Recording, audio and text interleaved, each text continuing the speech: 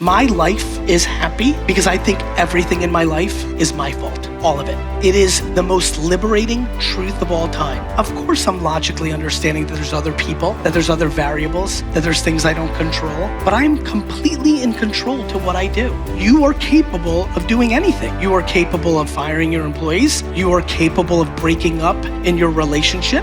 You are capable of moving to another town, another country. You are capable of selling your home. You are capable of all of it. But we don't like that. We like to blame all our problems on Putin.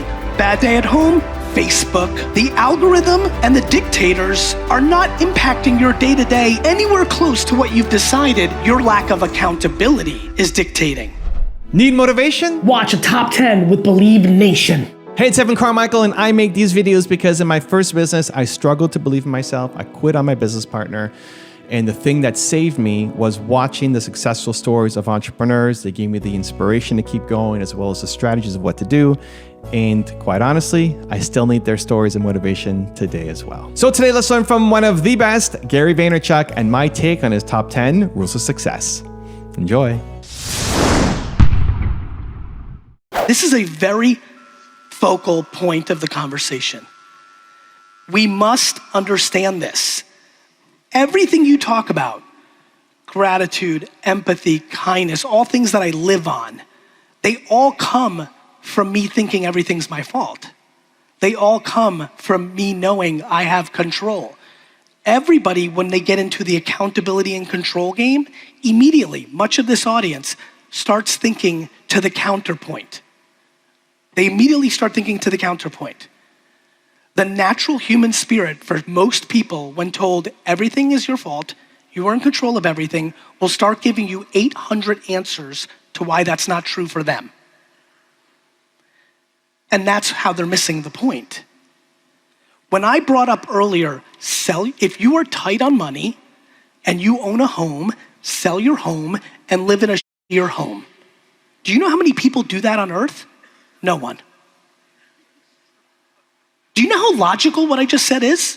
You are tight on cash, you are really struggling, you own a fairly nice home and your mortgage situation, you have an asset, and you will not sell it to live in a lesser home because you worry about what people think about that move.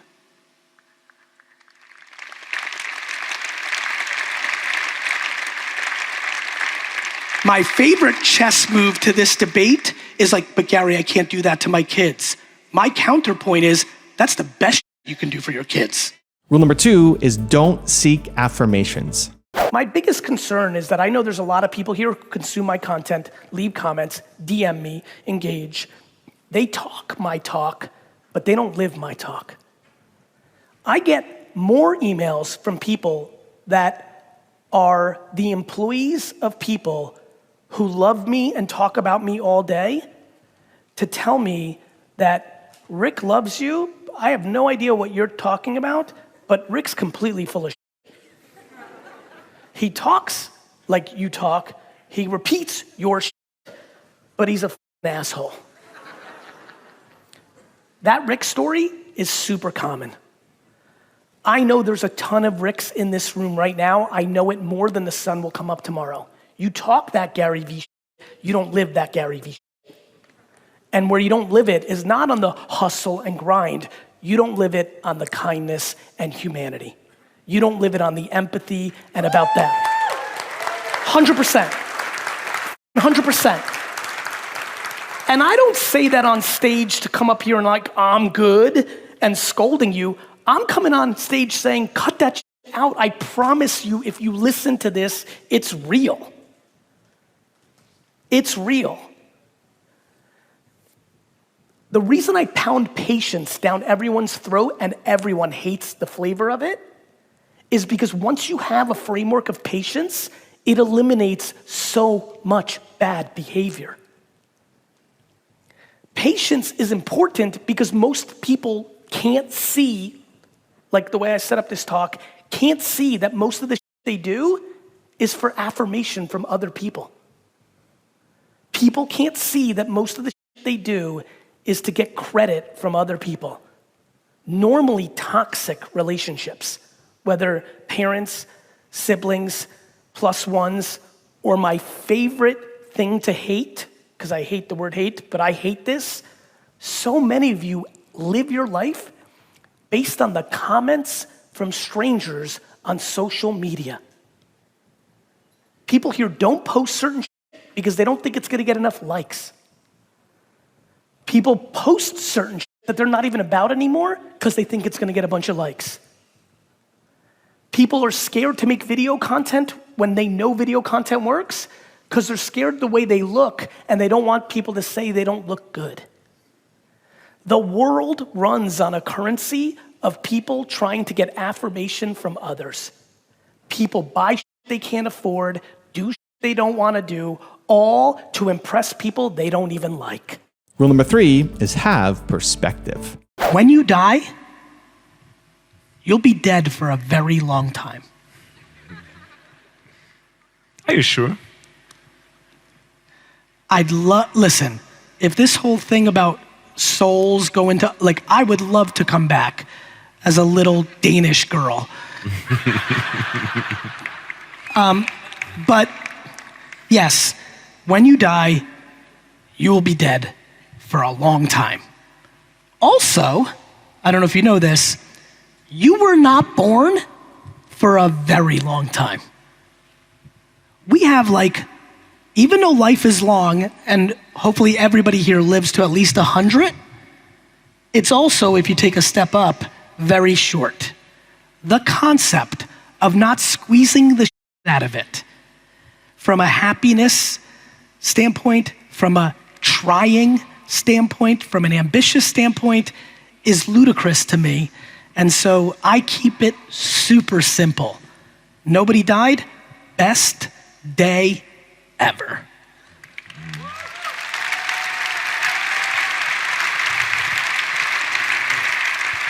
I mean it. To the negative people in my life, there's been some of my friends and family that are negative, that there's 2 times in my life where I actually said this. I got so frustrated to a family member, so frustrated, so upset. I literally told them, because they were so upset about the dumbest in the world, I literally told them that I wished something atrocious happened to them the next day. Just for perspective. We just lack perspective. We complain about ludicrous things. Rule number 4 is be a nicer person. Do you know why people are not nice? Because they do. They're grasping at straws.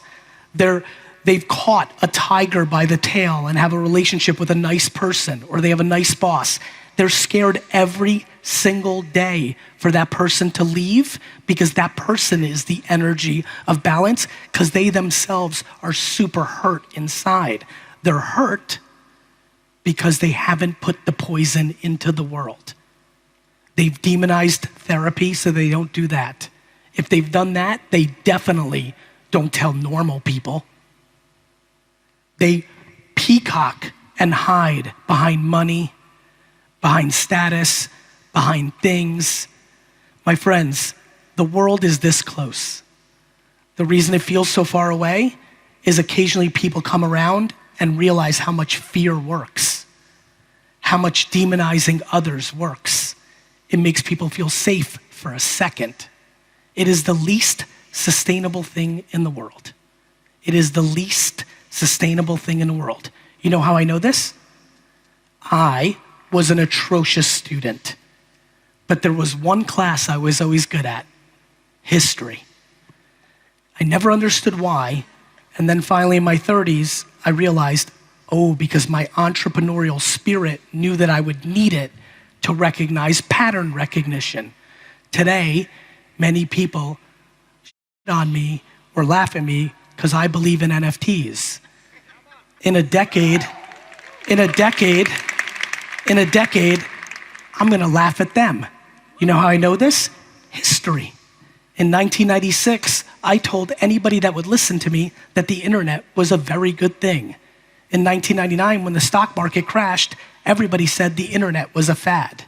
In 2007, I was in Germany 3 times for 3 different talks, talking about social media, how Twitter was phenomenal. And I was on a panel with debating somebody, and they said to the crowd, how many people think Twitter is stupid? And everybody raised their hand. Everybody.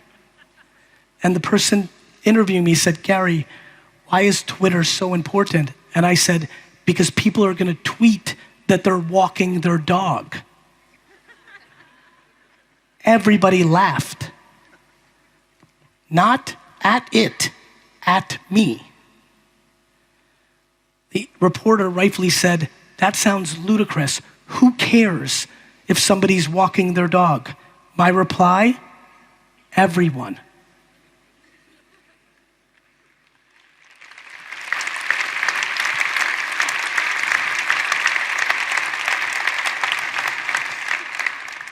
I suck at almost everything. Thank you. It's true. People are so confused how the world works. Everybody in this room pretty much sucks at almost everything, except a couple things. I suck at almost everything, but the one thing that has been with me since I was a child, when I listened to my late grandma's stories about me from 0 to 7, or my mother's, it's very clear that DNA is a remarkably powerful thing. I suck at almost everything except one thing. I know you collectively as well as any person that works on earth. I understand people. I do. It comes to me. It's natural to me. And I'm so grateful for it because I have such deep wants for it to be good. I'm in such a good place and I want you to be in a good place. Also, to make sure you're actually taking action after watching this video, I've designed a special free worksheet just for this video. The worksheet will highlight all of the lessons learned in this video, as well as pull out our 3 favorite learnings and quotes that will inspire you to actually do something. The worksheet will also give you space to write down what your key takeaways are and your specific plan of action to make sure you're getting results. If you want the worksheet designed specifically for this video, absolutely for free, there's a link in the description below. Go click on it and start building the momentum in your life and your business. I'll see you there. Rule number 5 is develop humility. The opportunity for you to accomplish whatever the f you're up to right now has never been greater than it is right now. Thank you. We're at full scale of Web 2. From TikTok to Facebook, Meta. From TikTok to Meta. That's gonna be hard. From TikTok to Meta to YouTube to podcast, you are now pretty much capable of reaching almost any person on earth if you're good enough. My favorite other non-accountable thing. My Instagram's down because Meta wants me to just run ads and they're with the algorithm, these f***ers. My favorite part of that is not true, Rick. Here's what's actually happening. From Facebook to TikTok to Twitter to YouTube, they're just a blank supply and demand machine. They all start out the same way. How many people here by show of hands have been following me long enough that when I get crazy and got crazy on TikTok 3 years ago, you listened and it worked out for you? Raise your hands. Let's clap it up for them. That's awesome. So for the people that just raised their hands, was that the first platform that you built a big community? Raise your hand. Perfect. So for those hands, what they realized when they went through it was, oh, what Gary's been saying consistently is right. You can start at 0 when a platform has a ton of people consuming, but not a ton of people making content, and the ads haven't started yet. It's just supply and demand. There's people consuming, there's people making. The third variable that always happens is eventually that platform adds an advertising product, and over time, more money goes into it, but there's still just one feed. It's just supply and demand. It's real estate. It's the algorithm. The algorithm isn't trying to trick you into spending ads. You're just not better than everybody else. You're not funnier. You're not better looking. You're not smarter. The algorithm is truth. Your subjective feelings are false. This is a good thing. This isn't bad. This is awesome. When you realize that's true, you realize, oh crap, there are people still exploding out of nowhere on YouTube, even though it's at scale. When you realize that, you're like, oh crap, there are people crushing on Instagram right now, even though the majority of us, me included, organic reach is down. They're innovating, they're adjusting. They go from a picture looking good with lighting to making a Reels, because that's how the algorithm's working. The amount of humility that I find in the business world is staggeringly low. The amount of humility that I see in the business world is staggeringly low. Why do I keep finding things like NFTs and TikTok and YouTube and Facebook and Twitter and email and .com? Why is my career my career? It's based on two things: curiosity and humility. Do you think I had a lot of time in December and January this last year to spend on reading about something called NFTs? You think I had those 50, 60, 70 hours a week extra to keep digging in January? I did not. What I had was curiosity and humility.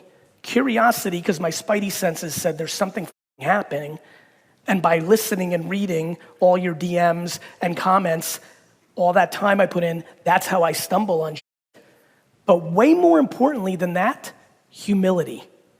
I have friends, when I pinged them in January and said, you need to Google this, you need to watch some of these YouTube videos, you need to read about this NFT, they replied with, my time's too valuable. Yeah, you know where this next line's going. I am fascinated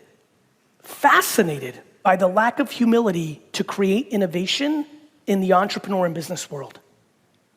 People value their time, and my favorite part is, this has now become very clear to me.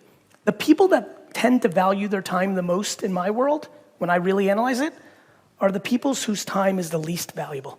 Rule number 6 is increase self-awareness. Self-awareness. So this is the one that I'm passionate about. Like for me, so much has worked for me because I understand myself in space. Strengths, right? weaknesses, etc. Yeah, and also when you deploy empathy with self-awareness, by the way, being GaryVee is all based on this. Like I'm aware why somebody be like, this dude. I'm empathetic to that. I get all of it. It makes it palpable. Here's actually, talk about something that's powerful. My greatest fear was to create fear in my companies. I hate fear.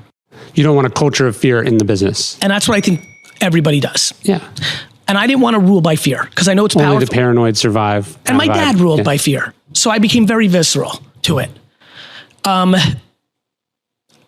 When I had to wake up 4 or 5 years ago, and finally the subconscious became the conscious, and I realized that my lack of candor actually was creating a ton of fear at VaynerMedia because people didn't know where they stood.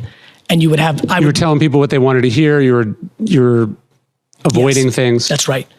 No, I think... I was massaging. I was trying to coach it through in a different way. I didn't care about money. It also creates politics, right? Because people are like, we're not getting the truth. We got to do this. Correct. Side action. Correct. Stuff. And more importantly, pandering to me because I'm the ruler, right? And so when I really had that was a really dark moment for me in my career because when you realize the thing you most didn't want to do was happening. And so then I had to market to myself.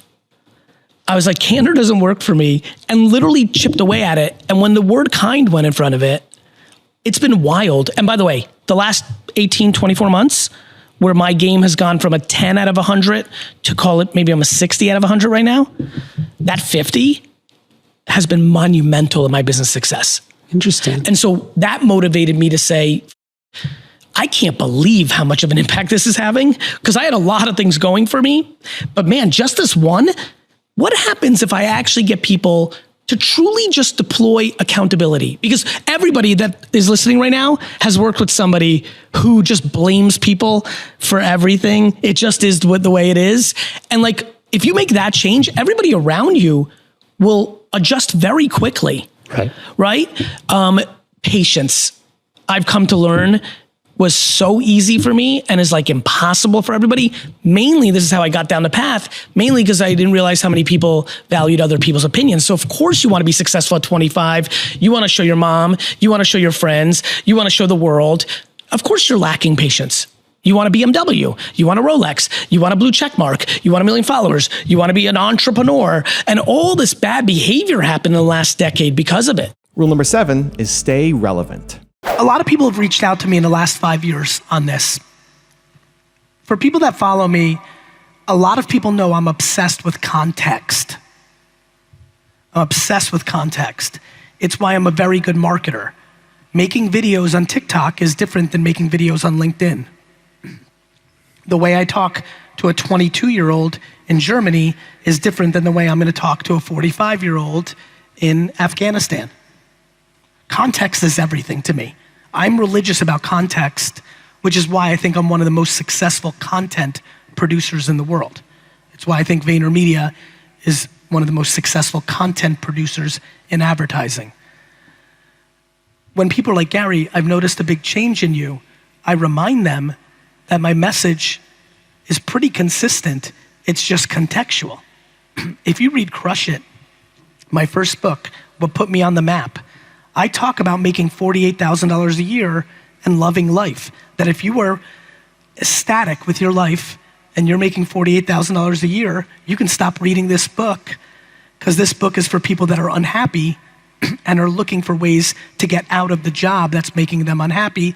This YouTube and Twitter thing and Facebook thing is gonna be big. Unlike our grandparents, you can do this after hours while you're at home with your kids. This is a big opportunity. Most people saw the young rah, rah, rah, rah. I wrote that book during an economic crisis. For example, if we go into a real, deep global recession, my content's gonna change dramatically, because what's gonna be needed in that moment is to remind everybody that hard work is part of the equation. Rule number 8 is nurture kindness. I don't understand how people don't realize that kindness is the single strongest foundation to building a huge business.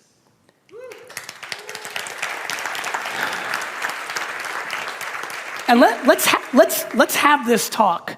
I really want to have this talk. I'm not on some ideology shit up here. I'm not on some Zen foo-foo Buddha shit up here. I'm a better businessman than all of you combined, okay? That's where I'm at. So let there be no confusion when I talk over the next 5 minutes. I'm not on some like, let's zen it out, let's all be nice and kumbaya. I'm on some, I'll destroy every one of you hard, okay? I have to say this because you have to hear me.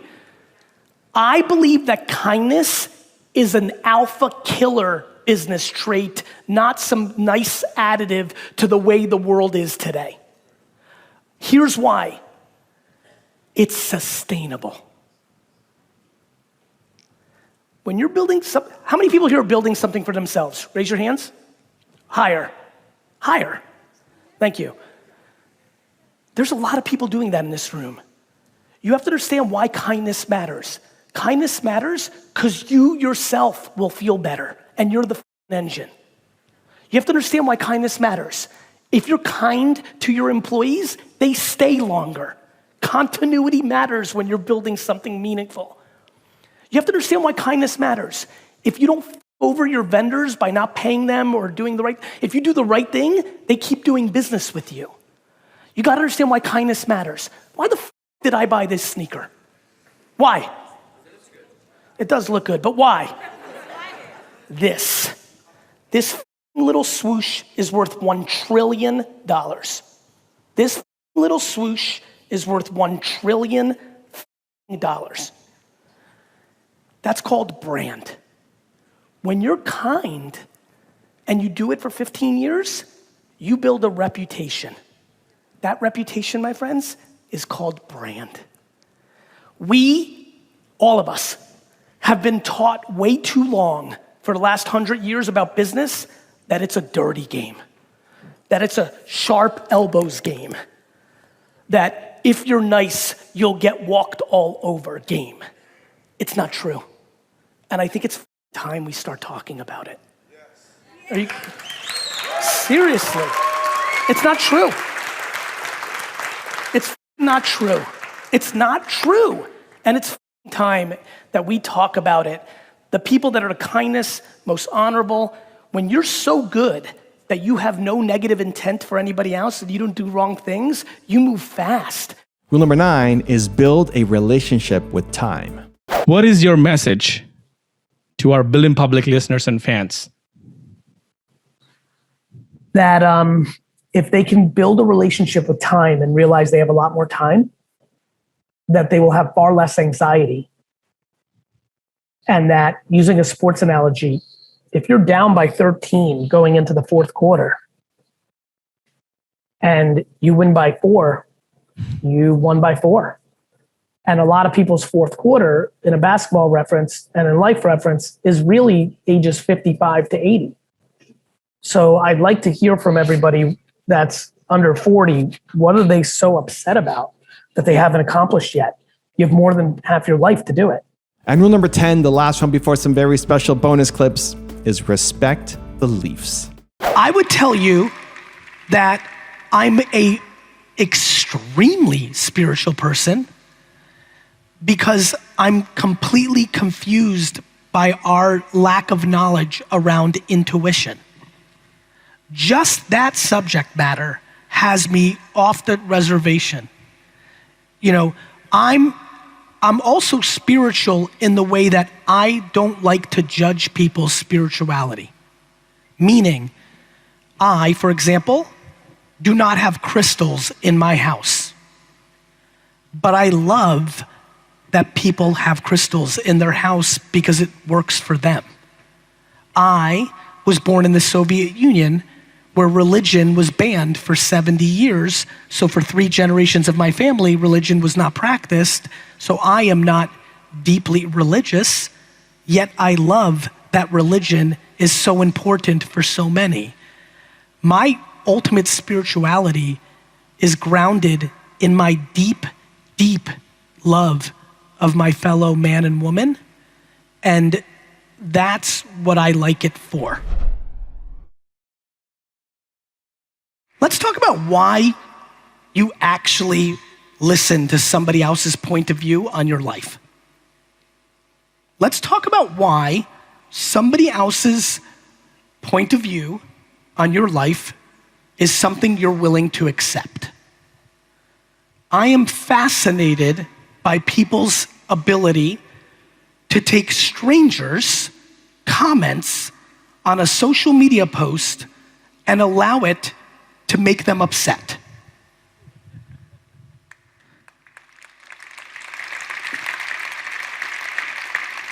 You post something and you're happy to post it, and then somebody literally leaves a comment that you're unattractive, you're stupid, like literally high school and junior high teasing, and your entire day, sometimes week, sometimes month, is completely ruined by a human being who is on the other side on their phone, who is hurting so much with their own life that the need for them to make it palpable is for them to take time to go to other people's lives and try to tear them down to make themselves feel better. This is what I call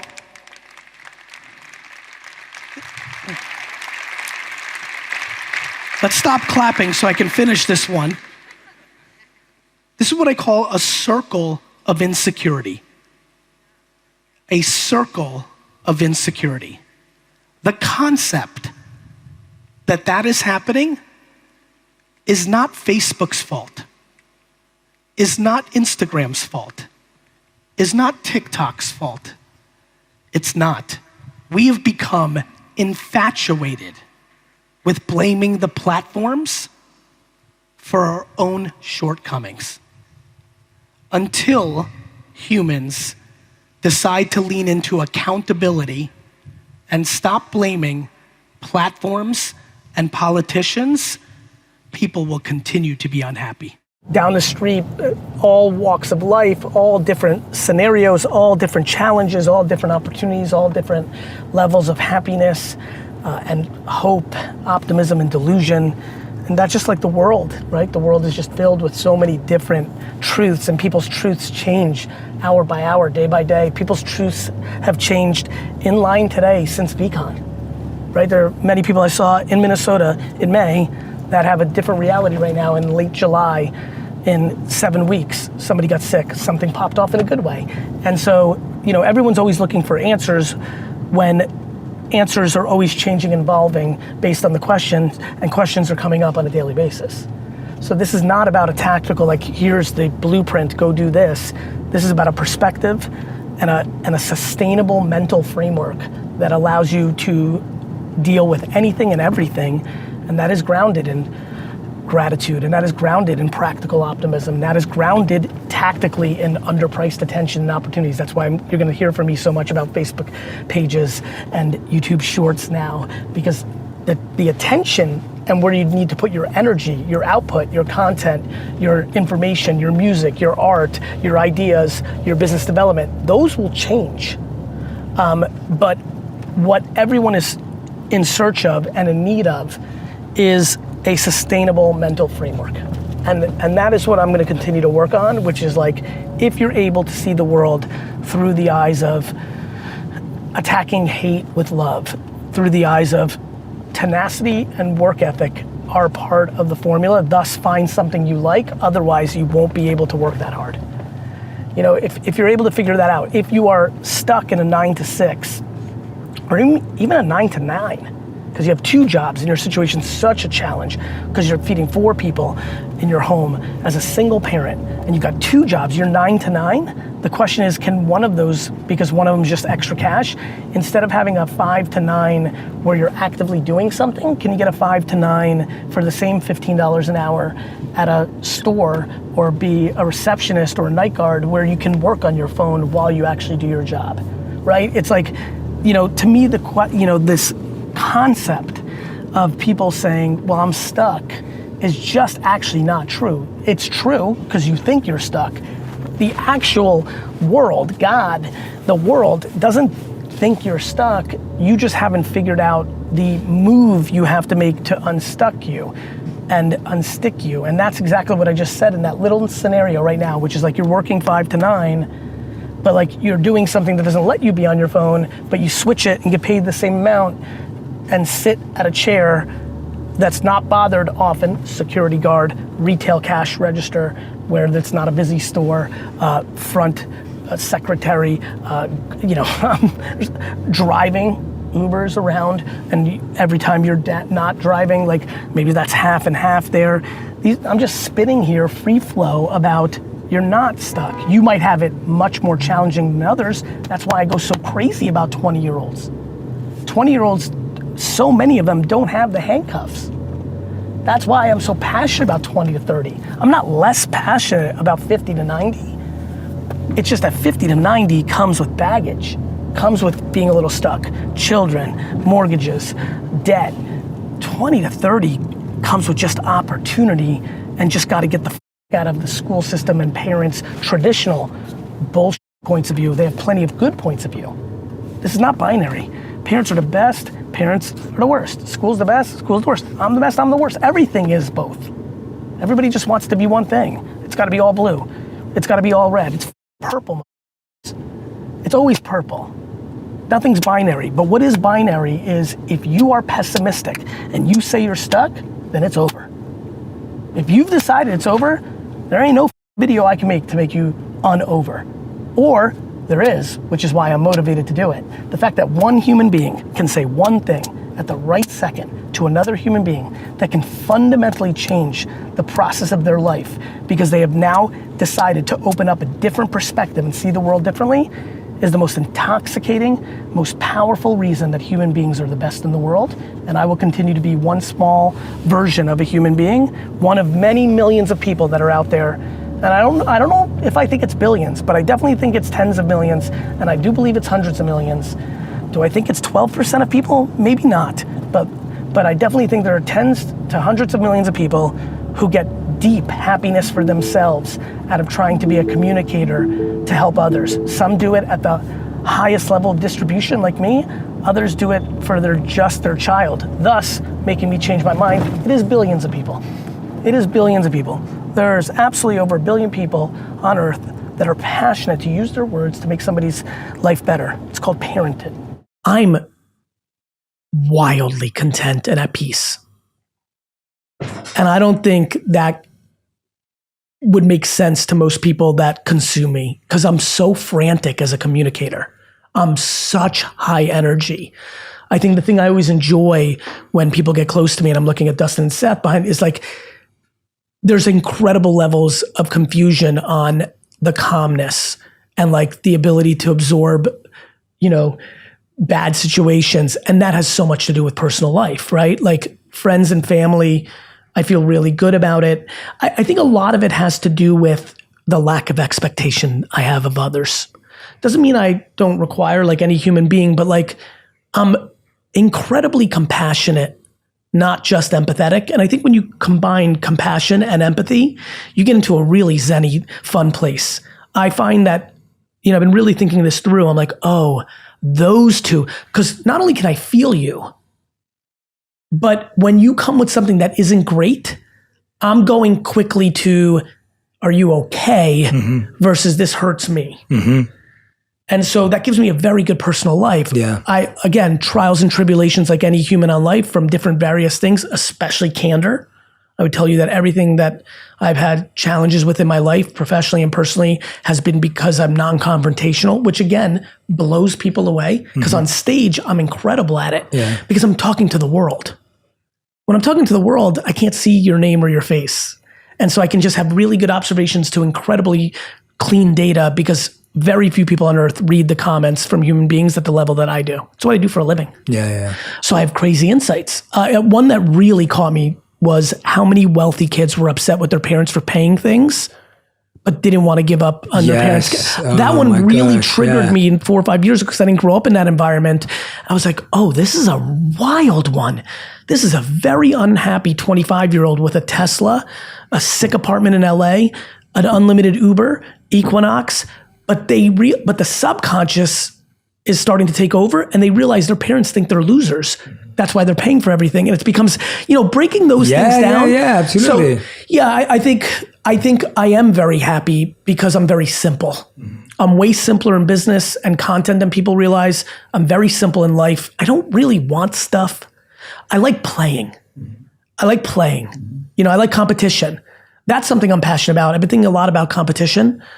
I'm thinking about why is there so much anxiety in the system? Of course, social media pipes. I don't blame social the way people do. I just think that people are being exposed. Yeah, I'm with you on that. This was happening at dinner tables. Yes. And or so like, school, that's right. Yeah. So I think people want to blame platforms. This is about a human thing. And I think every country is different. Every religion's different, race, genders, a lot going on. But I really think that there's a lot of fun little pieces put together that got us to certain places. I think eliminating merit and demonizing competition has been a misstep. I think it came from great intent.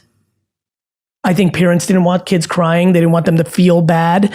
But we started training that 18th place is the same as first place. Yeah. Eliminating merit is not a happy place. Yeah. It leads to a very unhappy place. Yeah. And so, it's funny the things that get me going. Ambition and competition, I'm in. Feels very red.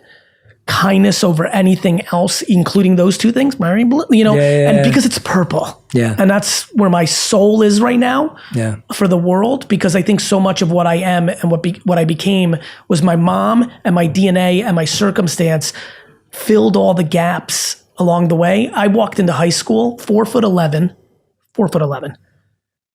confident. Yeah. Not because I thought I would get the cheerleader or it was going to be the most popular, because I had zero interest in that validation. Yeah. Not that I thought I was better. And I think these popular, I just wanted to be nice to everybody. I wanted to do my baseball card shows. I want to get my D's and F's on my way to going to the wine business. I wanted everybody to be happy. And it really hasn't stopped. At 22, the only thing I wanted to do was build my family's business for them. And I was kind of like, the talks I was having were weird, which is like, you're gonna give up the best years of your life for your parents because they did it for you. And like, I had like this altruistic, like noble, like family immigrant vision, and I was psychotic about it. Like literally did not, like actively tell people like everything is best in balance. Like it would have been okay if I went to the Jersey Shore once in my 20s. It would have been okay, but I didn't. That's how psychotic I was. I think, but the reason I'm so happy is because I'm gonna give you the answer of what ties that together, which is the only thing you should be thinking about is if everything was perfect. Like as if I was a genie from the future and can grant your actual wish, you have to try to make that actually happen. Meaning, even if you've never said to your dad, only to yourself, not even your best friend, like if you've said to your own self that I want to be an actress, or I want to be a doctor, or I want to be a Supreme Court justice, or an entrepreneur, whatever that is, whatever it actually is, that's what 22 to 30 is about. It's all high risk. It's the biggest falsity that has been sold to kids. Now you've got to actually know what the you're doing. As if you're actually in the best position ever to execute something that's not practical. You don't need a lot of money to live. You can live with 40 of your friends, let alone 3. You could. You can eat like in your 20s, so you can buy dollar food, and like you can just, you don't have kids, you don't have, like, you don't, oops, sorry.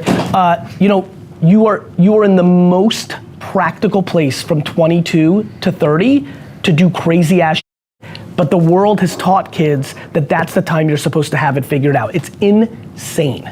So my advice to you is, whatever your biggest single dreams are that you've kept to yourself, have been scared to even think you could, you've got to challenge yourself to try.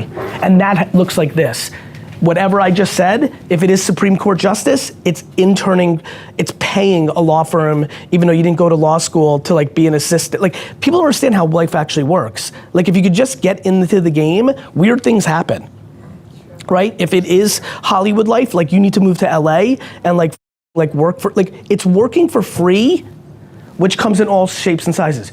Your dad is a successful business person. You might be able to afford to work free, and that's okay. That's like family dynamics. Work for free is also working at Ryan Reynolds worked at Safeway. That's working for free. That's $9 an hour. Like, you know, that's the theory, right? Like, it's zero if you're miraculously in that situation. Most people aren't, some are, it's okay. My kids will be, for example, it's okay. Or minimum wage, but in the thing.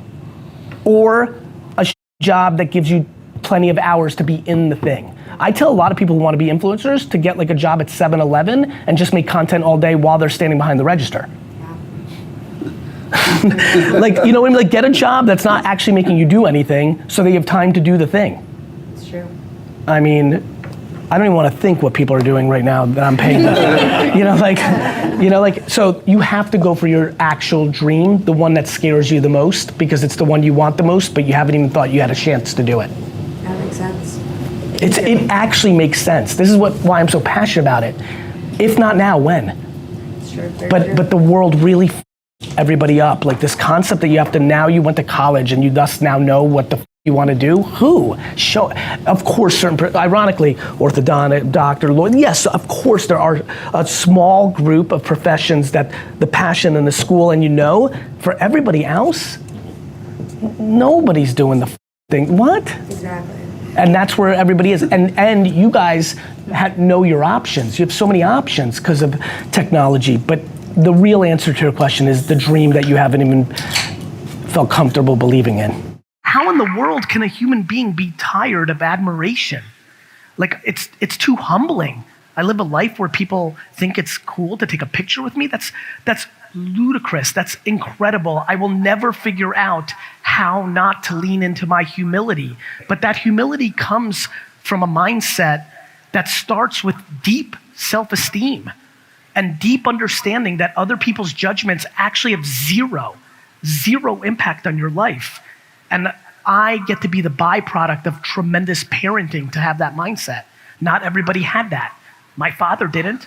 I know how my grandmother raised him, and I watch how his actions go based on that. So I stand here, Orlando, today with deep gratitude for the way I was built. When I hear the accolades, when those cheers come, it's so easy for me to default into you're cheering me as a byproduct of a whole lot of great circumstances, a whole lot of good parenting, which doesn't allow me to get high or ever have an ego of not the humility. I'm the byproduct.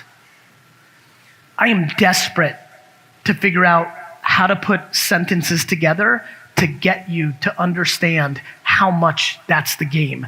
The reason I'm not interested in talking about becoming a millionaire is because I know thousands of millionaires who are miserable as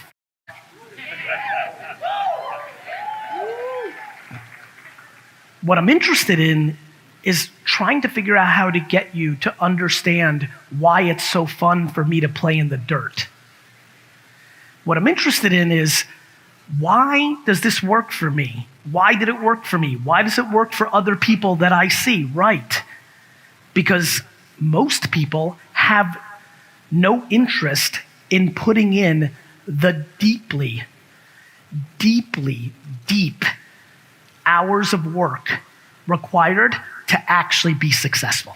A stunning majority of people in here are not unlocking the full max potential predicated on a lack of self-awareness. You'd like to be something, but you're actually not that. And what I mean by that is, when I think about video, there's all of us. I mean, when I look at my keynotes that I'm about to do, I'm like, oh, that's affected by Macho Man Randy Savage. That's affected by Richard Pryor and Chris Rock. Like, I can see like the things that I watched as a kid impact the way I talk. The reason I bring that up is I really think that self-awareness is one of the most significant aspects in winning in video. I think a lot of people are trying to do certain things that are just not there. Not that you can't build those skills, but I'm a very big fan of eliminating friction. I mean, the amount of people that I've watched in the last 15 years try to do me when they would crush by doing them. I bring it up all the time. Like, I'm a high energy, over the top, like very jerseyed out. I was just in Minnesota for 400 hours standing, taking selfies, fly to Vegas, do 3 talks. Like, that's a different kind of breed. Not that that's good, bad, or indifferent. I actually am trying to talk more about, like, I don't view that as like better. I just view it as I'm very good at being me. I'm really good at being me. Like, the only thing I think I actually do special is be me.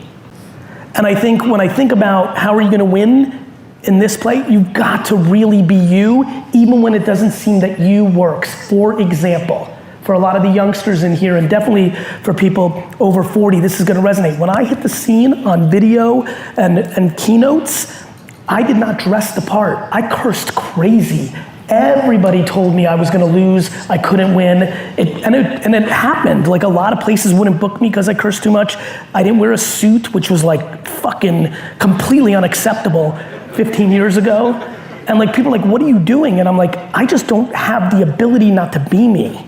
And I was willing to leave money on the table, accolades, everything. I was willing to leave everything on the table because I just did not know how to not be me. So as you sit here today, there's tactics, there's things, there's people you admire, you wish you were. I wish I could read. I'm being dead serious. I wish I could read. I have no reading comprehension. I have to waste my time on 5-minute calls all day long because I can't read an email for 13 seconds. I wish I could read. But I can't, so I have a different style. And that's how I think about video. It is very, when Musical.ly hit, and I knew it was gonna go, obviously, TikTok bought it and it became one and the same.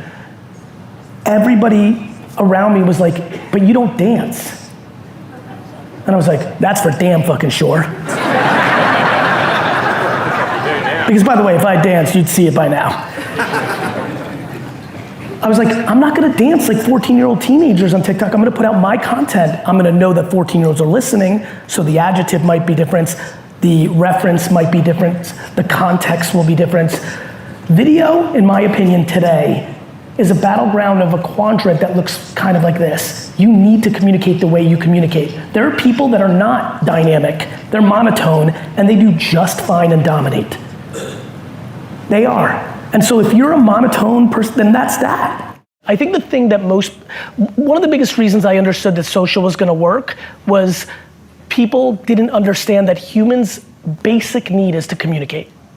Basic human need is to communicate, and social allowed people to communicate through pictures and words at scale, right? And when I was an early investor in Twitter, everyone's like, this is the stupidest thing I've ever heard in my life. Like in all of 2006, 7, 8, 9, that was my only conversation. Everyone's like, who cares if you're walking the dog? Who cares if you're eating pizza? Who cares if you're going to Spain? And my answer was always consistent. I said, everyone. And it really, really made everyone struggle, which was, by the way, at that point, no different than what happened to me in 1997 when I said, I'm gonna sell wine on the internet. And everybody in my world was like, why would anybody buy wine on the internet? You can go to the store. Who's gonna buy wine on the internet? And I said, everyone. And that's because what people struggle with is they make decisions based on themselves, their opinions, their self-interest, where they are in their career, instead of having the humility to look at scaled human behavior. History always tells you the future. I had an e-commerce site in 97. Do you know how many people did not want to put their credit card into a computer? Everybody here who has not wanted to take the 3 hours of work to build a non-custodial wallet doesn't realize they just became their parents from 25 years ago. Everything you made fun of your parents for, you've become. And I think that's cool, because that's what humans do, but it's very true. Right? For us, looking around this room, it seemed very simple in 99 and 2000 to put a credit card in. It didn't seem like high friction. To our 40 and 50-year-old parents, it was massive. They were completely scared of getting their credit card scammed and things of that nature. That's just what happens. You became your folks. To your point, I genuinely believe the reason I can take the feedback is because when I go into my Instagram post that I just posted, literally in back-to-back comments, one will say that I'm walking on water and the next will say that I'm a snake oil salesman charlatan.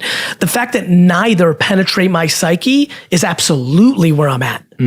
Absolutely. And that's equanimity, right? Like that is that, whatever you want to call it. It's the game, because people want the positive reinforcement that, there's so many models on Instagram, right? Men and women. You're so beautiful. You look so great. You're so beautiful. You look so great.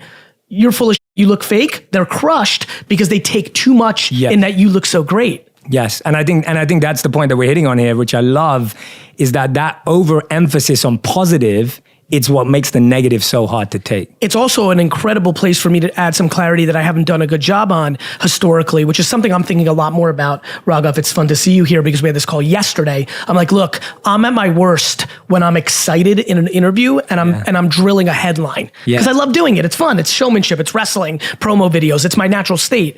I talk a lot about not giving a fuck about other people's opinions.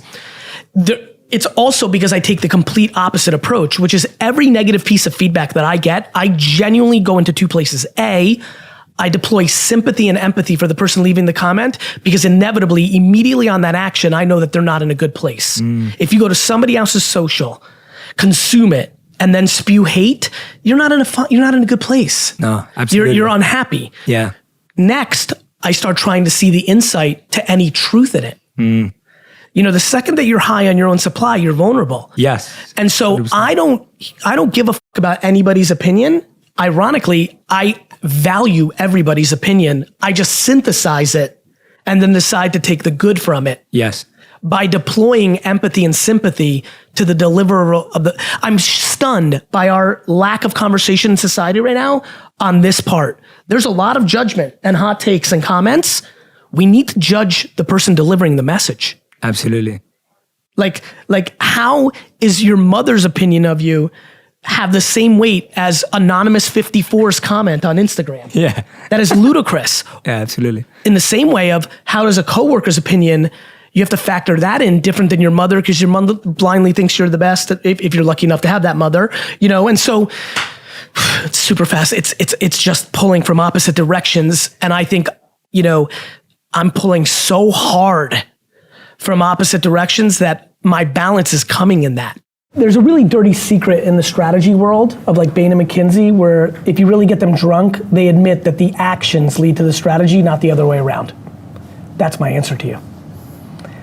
How? I make decisions. And then I try to look at my calendar the week ahead and see if any of the decisions I made 4 weeks earlier that made me think this was a good use of time.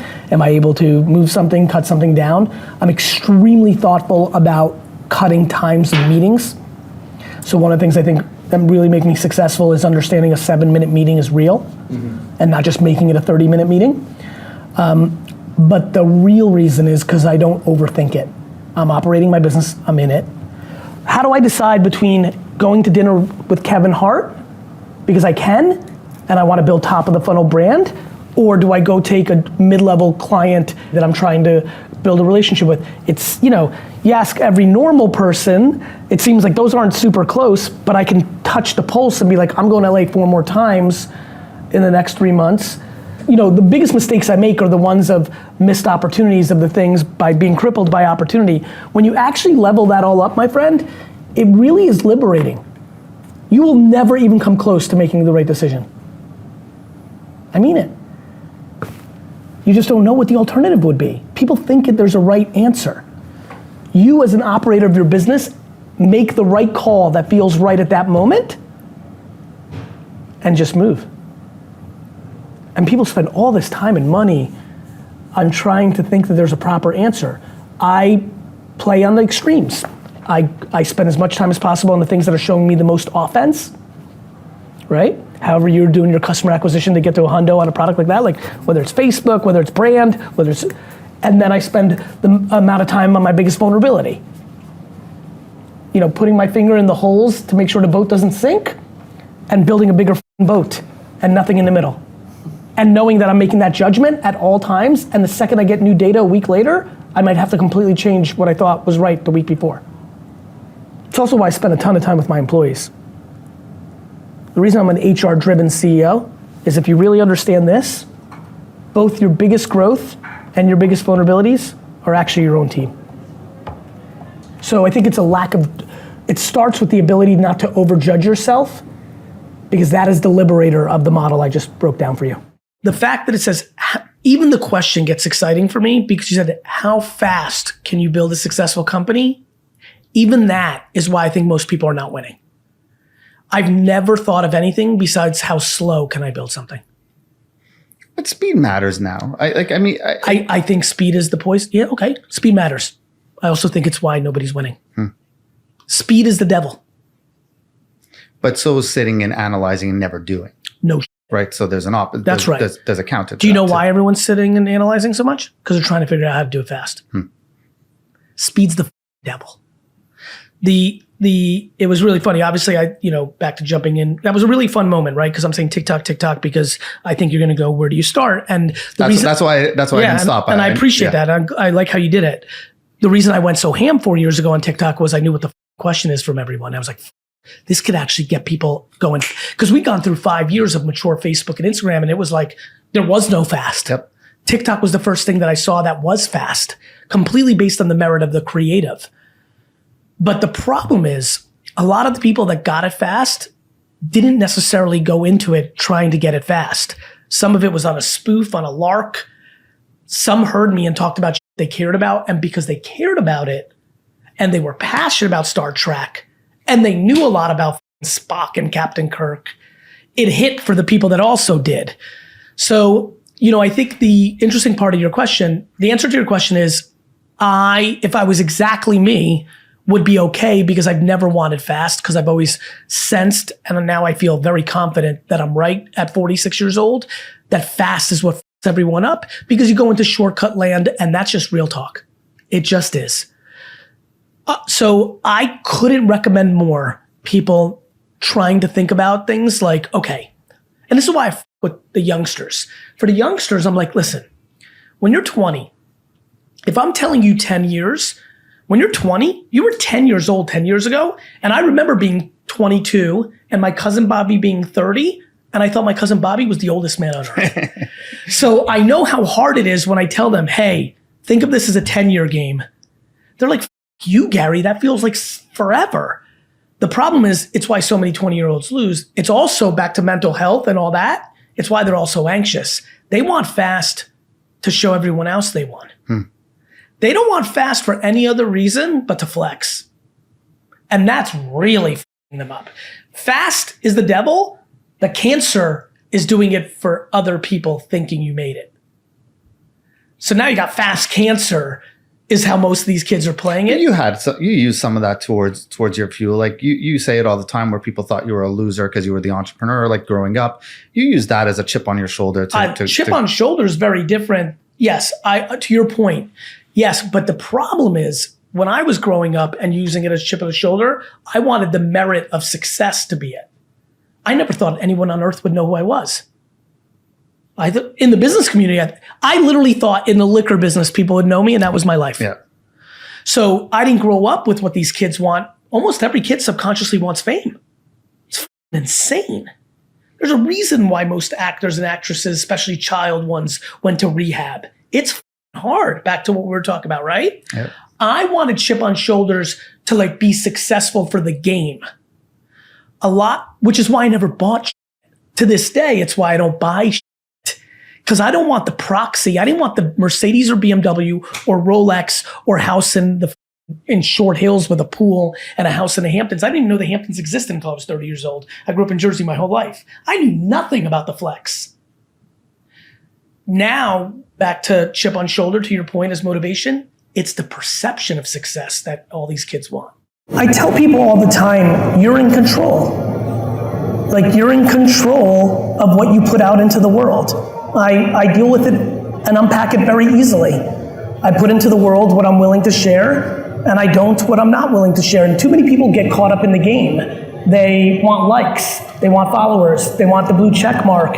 And what usually does well? Kids, family stuff. But as a private person, that's not something I'm willing to share. On the flip side, I'm willing to be the most intellectually generous around everything that's ever worked for me.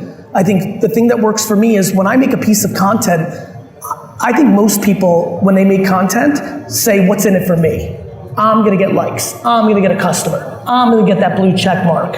I think the reason I have the career I have is from the first video I made about wine on YouTube in February 2006 to the stuff I put out today, my brain has always thought, why would anybody watch this?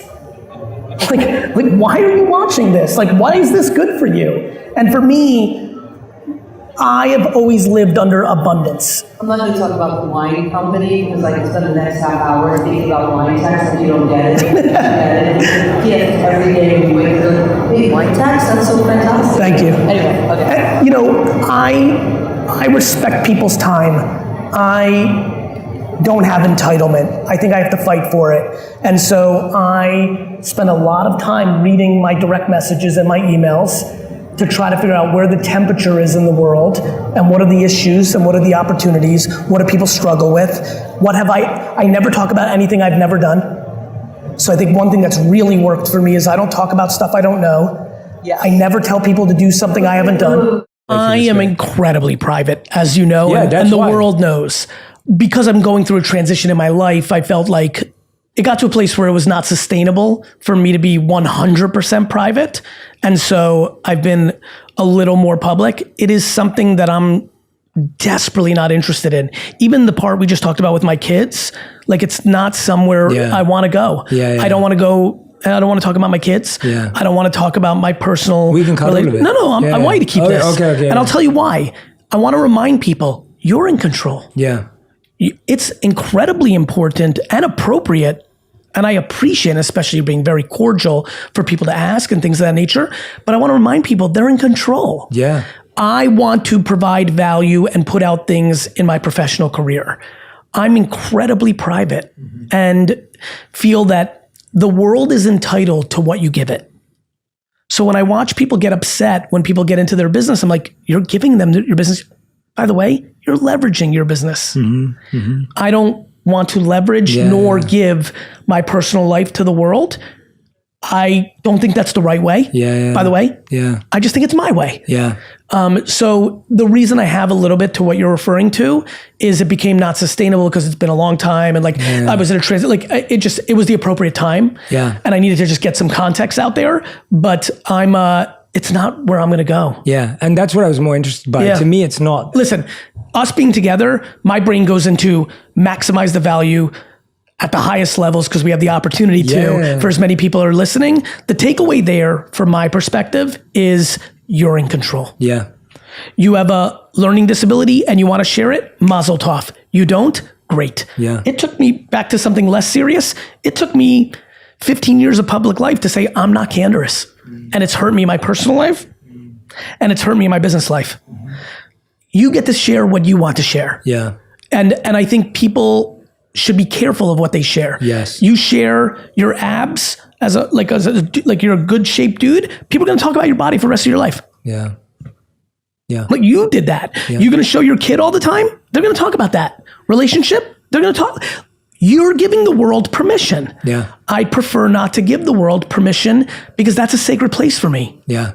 You know, even look at my mom. She like the greatest gift I could give to the world is my mom to the world. The greatest. She's alpha me. She's more experienced. She's a different perspective as a mom. She doesn't want it. The end. Right? I thought my dad and mom would be reverse. My dad, I never thought would love the limelight so much. But, you know, so I think if you're listening right now, please, if you're not going on social media because you have a skeleton in your closet, you have a disease, you have a bad, you know, situation, you're like me, and like grew up in a family where like personal life is private. That's, I think, you know, in Russia, that was like, people would go to jail if anybody knew anything about you. So I think it ingrained in my parents, which then ingrained in me and my sister and brother. Like we're private that way. You know, I think you have to understand you're in control. Facebook and TikTok and podcasts and YouTube don't make you do anything. Yeah. They don't make you do anything. Please take advantage of the fact that we all got lucky. Every one of us could have been born at a different era. This could be a keynote about watch out for the Black Plague. Seriously. You know, it's like a funny thing to say. People got wiped the out. I mean it. We've lost complete context of time and historics. Most people in this room are gonna live for 50 more years. If you're under 30, it scares me to think about how long you're gonna live. Of course, there's the occasional horrible accident. Of course, there's disease. But please pay attention to what's happening. The advancements of modern medicine, this is why I get so going, right? Like, this is why I always make so much content about 28-year-olds, 25, like 30 scares the shit out of people on a random number, on something that made sense maybe 50, 60 years ago when people lived to 60 and 55. Please, just please, figure this out. If you are producing 25 to 50 pieces of content of what you believe, what the value you bring, remember to make content for the audience, not just for yourself. If you make 50 pieces of content that says buy this, buy that, nothing good's gonna happen. If you figure that out, so much good can happen. We're just caught in judgment and insecurity, trying to oppress people we don't even like. Makes no sense, and it needs to stop. We need to make happiness the North Star of our society. I'm done with people saying shit like, I'd rather cry in my Ferrari. It's the stupidest statement of all time. So stupid. People say shit like that when they don't realize what crying is. Depression is horrible. Unhappiness is horrible. Nobody wants to cry in their Ferrari. I'd rather be happy as taking the bus.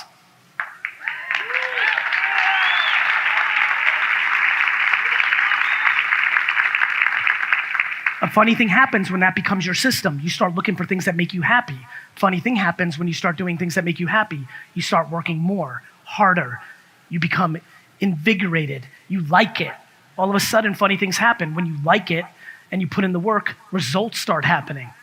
You understand? Think about your workout regimen. When you tried to go on the treadmill, that wasn't for you, but you found some, I don't know, some class or some weightlifting or something else. You found the thing that worked for you. You need to find the professional thing that works for you. We need to really have this conversation. Please, if you love college football, if you love cutting hair, if you love fashion, figure out what you love and try to start a side hustle, a podcast, a YouTube show, an Instagram account around that thing that's your hobby, the thing that you want to do laying in your bed from 8 p.m. to 12 at night. And then be grateful that you can lay in your bed from 8 p.m. to 12 at night and actually make something of yourself or make yourself happier or start that thing, because that didn't exist 25 years ago. This is the greatest era of opportunity. Please don't get older and regret not taking advantage of it. I want to remind people, you're in control. Yeah. It's incredibly important and appropriate, and I appreciate, especially being very cordial for people to ask and things of that nature, but I want to remind people they're in control. Yeah. I want to provide value and put out things in my professional career. I'm incredibly private and feel that the world is entitled to what you give it. So when I watch people get upset when people get into their business, I'm like, you're giving them your business. By the way, you're leveraging your business. I don't want to leverage nor give my personal life to the world. I don't think that's the right way, by the way. I just think it's my way. So the reason I have a little bit to what you're referring to is it became not sustainable because it's been a long time. And I was in a transit, it was the appropriate time. And I needed to just get some context out there, but it's not where I'm going to go. And that's what I was more interested by. To me, it's not. Listen, us being together, my brain goes into maximize the value at the highest levels because we have the opportunity to, for as many people are listening. The takeaway there, from my perspective, is you're in control. You have a learning disability and you want to share it, mazel tov. You don't, great. It took me, back to something less serious, it took me 15 years of public life to say, I'm not candorous. And it's hurt me in my personal life and it's hurt me in my business life. You get to share what you want to share. And I think people should be careful of what they share. You share your abs as like you're a good shaped dude. People are going to talk about your body for the rest of your life. Like you did that. You're going to show your kid all the time. They're going to talk about that relationship. They're going to talk. You're giving the world permission. I prefer not to give the world permission because that's a sacred place for me. You know, even look at my mom. She the greatest gift I could give to the world is my mom to the world. The greatest. She's alpha me. She's more experienced. She's a different perspective. As a mom, she doesn't want it. The end. Right? I thought my dad and mom would be reverse. My dad, I never thought would love the limelight so much. But, you know, so I think if you're listening right now, please, if you're not going on social media because you have a skeleton in your closet, you have a disease, you have a bad, situation, you're like me, and grew up in a family where personal life is private. That's, I think, in Russia, that was people would go to jail if anybody knew anything about you. So I think it ingrained in my parents, which then ingrained in me and my sister and brother, we're private that way. I think you have to understand you're in control. Facebook and TikTok and podcasts and YouTube don't make you do anything. They don't make you do anything. I'm so glad you addressed that because I think and this is why I brought it up, I think there's been a mask of false vulnerability that's been encouraged because of social media. So people think that the more vulnerable or more open you are, that shows authenticity. I totally disagree. I love you for that. Right? You're going to a very smart place. I would argue I see more lack of authenticity in the way that people are leveraging their family and personal life because they know it does well. I think the lack of accountability is leading to so much unhappiness. Life is so much better when you're this was my fault. Absolutely. You're in control. And so this was a wrap up to control. You're in control. You decide what you consume. You decide what you believe. You decide who you surround yourself with. You decide what you put out. Take on accountability. Everybody wants the blame right now. The algorithm, they're acting as the algorithms are hypnosis. And I understand endorphin hits and all that, but you can delete the app. You can. Where's accountability in this? Right? Absolutely. We have alcohol, we have tobacco, we have drugs, we have weapons, and we have all sorts of issues, but most people play within moderation. That's on you. And it's a tough truth, right? It's a tough truth. It's a tough truth. Especially when you're unhappy. That goes back to why it's important. It's like the chicken and egg. It's like working out. I got into better shape the last 8 years. Nothing comes less natural to me. Tell me. Nothing comes less natural to me. I can relate to you. Right? But I was I just would like to live longer. I would just like to live longer.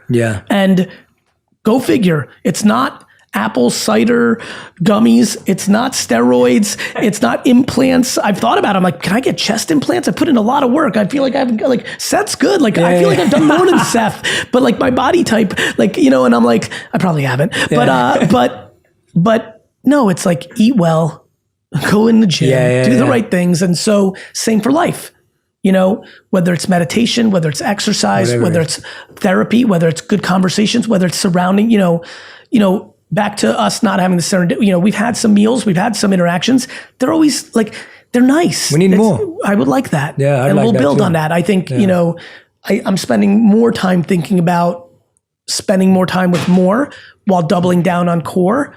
You know, you know, because I did a really good job in the last 10 years of doubling down on core, but I think being as busy and I love what I do, you know, I really do want to build out a more of a friend network. I want to take more people from lightweight acquaintance to solid acquaintance. I want to take people from acquaintance to friend, from friend to best friend. And so I'm on a journey like everybody else, but I think that, I think, believe it or not, and this is going to sound so crazy for so many, the world actually has so much potential for everybody listening to be the best time to be alive.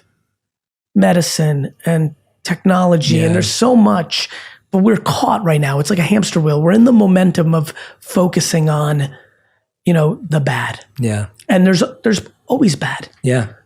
The Holocaust was bad. Genocide is always going on. Genghis Khan was not a fun time to be a human. Yeah. Like, you know, like we are very bad at history. I was a really bad student, but I did well in history. Like, but that starts with you. What are you going to do about it? Because right now everyone's like pointing and feels like it's on someone else. Yeah. It starts with ourselves. The number one thing that I'm completely convinced would work for everyone, the only thing that I'm convinced would work for everyone, it's hard, back to everything we've been talking about, because it doesn't come natural to most people, but it is, the ritual is practicing gratitude every morning. So I don't meditate or pray per se, but there's not a morning that I wake up in the world where when I wake up, including the overnight flight, where I don't look at my phone immediately. You know, a lot of people like to wait to look at their phone, which I love. You know, remember when I said and, not or? One of the biggest reasons the world has conflict is people keep telling people what they should do, right? Like, I'm very happy that meditation works for you. It may not work for someone else. You can recommend, all I'm doing up here and saying, hey, think about this. But I don't judge anybody when they don't do what I do or what I hope they do. I want it for them. But for me, every morning I grab my phone right away, and if nothing horrible happened, and let this be very clear, nobody died of the 10 people I love the most.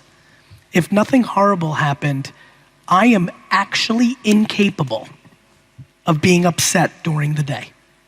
I could be frustrated, I could be perplexed, I could be for a second upset, but I just don't know how to be upset about anything other than someone you love dying. I just don't think you should. For me, the happiness part is the only part. I was happy as f in this store down there in 2001 where nobody in the world knew who the f I was. I was as happy 21 years ago in this building, and it wasn't even this building, this was built later. It was a little building down there facing that street right down there 21 years ago as I am this exact second. Not a dollar, not a fan, not a nothing. Nothing that has happened to me publicly in the last 20 years has added a single ounce of happiness. The process is my happiness. And there's no way to get to a great place without it. You'll just burn out. You think you're so then you make pretend that you're good. You think you're so it's lack of self-confidence. So then you spend all your time on everybody else and fake pretending that you're good. Posturing. All to protect that you're weak. The reason I give so much trust, you know this, is because I'm strong. You me? Cool. You lost, not me. Compassion is really, like the difference between empathy and compassion is something I've been spending a lot of time for. There's a lot of people who like are nice and they're like, there's like a lot of sensitive people that are nice, but their weakness and their insecurity creates scenarios where they lash out and aren't nice. It's a funny one because if you're sensitive and like empathetic, you do have feelings, you actually have a lot of good, but it's your weakness and your sensitivity that's causing your bad. It's like some of the shit I heard at VCon. This guy's got to get in, he's got 18,000 Instagram followers. Come on. What does that even mean? Like, who talks like that? And everyone wants to go there so fast. like posturing. People's intent is selfish because they're trying to plug holes. My mother in my circumstance plugged my holes before they started, so I'm a grown up with no holes. Of course I have holes, but like a lot less than a lot of people. People live their whole life trying to close their holes. I'm like, the holes are closed. So let me go close other people's holes. I'm closing other people's holes. So I think a lot about these thoughts, like, because when you're confident but humble, you're just balancing, you know? You're purpling. Also, if you lack self-esteem, you're in trouble. Like that's just, if you don't think you're good, it's over before it started. You lost when you woke up. I think that for me, a high-performing team starts with retention. More than even how much money we have in the bank, I care more about how long are people staying at the company on average. So for me, a high-performing team is first based on retention, which is just black and white math. On the gray side, the non-measurable, I use my intuition on how happy are the people. Some people stay in jobs because of money. That is often a gateway to unhappiness. And so it's not just retention, it's overall common sense / intuition / emotional intelligence to get a sense of how happy are they while they're here. And then finally, I judge performance or know how it's a high performing team based on the results. You know, for all the warm and fuzzies, I'm sure you sensed this in the book that I wrote, for all the warms and fuzzies and la la la and all this, if you're, you know, in that book are words like tenacity and ambition, and I think work ethic matters, and I think results matter. I think that so much of the world's unhappiness and anxiety is based on the fact that we eliminated or demonized competition at the youth level. The idea that 8th place trophies are a good idea is a huge mistake in my one person's opinion. And so the other way I recognize if there's a high performing team is if they're winning. And in business, that means they're hitting their financial goals, both top line revenue and profit. For me, not only do I measure success financially, top line and below the line revenue, in a year, I try to look at it in a 3, 5, 7 year window, thus giving, and this is important to hear, thus giving a team the ability to over focus on happiness and retention in a given year that may actually hurt them on their top line and bottom line revenue. But if I look at the body of work, I'm always building businesses in perpetuity. You know, we talk all about building brand, which is a marathon, right? Let's build a brand. Yet, you know this, everybody here knows this. The business operators from the CFO down care very much about sales. And we do many things to hurt our brand in the face of hitting numbers and sales because we are in corporate environments held accountable to stock prices. What's great about running private businesses is I've only been running Vayner for 14 years. There was 3 years where we barely made a profit. I was transitioning, we were growing up, I wanted to try some things, I made a lot of mistakes, we had some casting issues, we had some product market fit issues, but you know, had I been a publicly traded CEO, I might have not been able to make it to that 4th year in the window that I'm referring to, which ended up being our highest profit year ever. Evan, thank you so much for having a couple seconds and being able to tell the Believe Nation a little bit about Empathy Wines. It means a lot to me that you would take this valuable real estate and time on your channel to give me some love. It means a lot. It's just good karma points, and so you're awesome. Thank you. Believe Nation, if you're into wine at all, go to empathywines.com. My whole career's work was poured into producing a wine that rivaled $40 to $60 wine for $20 a bottle. I'm just super excited about this subscription-based wine business. You can order 3, 6, or so 12 bottles in subscription form, rosé, white, red. If you search on Instagram or Twitter, you will be blown away. People are literally like, I don't even like GaryVee, but the wine's good. Super proud of the effort. Thanks, Evan, for the time. Wishing you guys all happy and healthy.